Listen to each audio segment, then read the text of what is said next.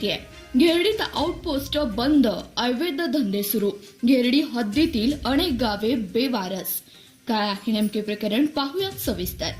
घेरडी आउटपोस्टच्या हद्दीतील अनेक गावांमध्ये अवैध दारू, मटका, जुगार आणि चोरीचे प्रकार दिवसेंदिवस वाढत आहेत। रात्रीची गस्त नाही, तक्रार नोंदवायला 22 किलोमीटर जावं लागतं। पोलिसी धाक नसल्यानं गुन्हेगार बिनधास्त झालेत।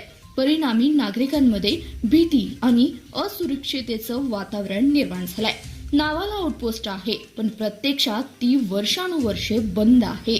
सांगोला पोलीस स्टेशन अंतर्गत येणारी घेरडी आउटपोस्टची इमारत 100 वर्षांपेक्षा जुनी आहे। इंग्रजांच्या काळापासून ही इमारत या भागाच्या सुरक्षिततेचं प्रतीक होती। आजही उभी आहे। कौलारू छप्पर, हिरव्या रंगाचे उडालेला रंग, समोरची कमान, पण आत शांतता आहे, कारण कारभारच नाही।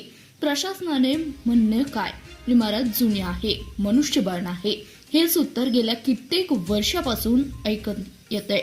नवीन इमारतीसाठी निधीची मागणी केली जाते, फाईल्स हलवतात, पण जमिनीवर काहीच घडत नाही। तोपर्यंत घेरडी आउटपोस्टच्या हद्दीतील अनेक गावे मात्र अवैध धंदेवाल्यांच्या ताब्यात आहेत।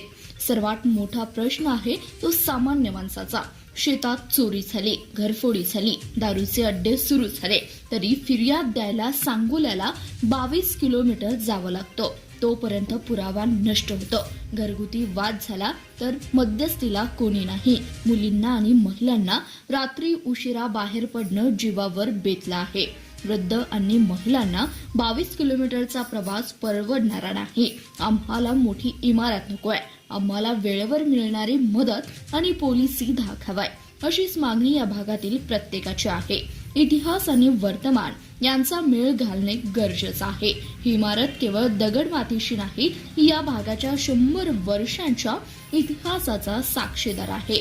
त्यामुळे जुनी इमारत पाडू नये, तिचे जतन करून तिचे पोलीस वारसा केंद्र म्हणून स्मारक करता येईल आणि त्याच जागी त्याच हद्दीत नवीन आधुनिक आउटपोस्ट तात्काळ सुरू करावी, जेणेकरून अवैध धंद्यांना लगाम बसेल।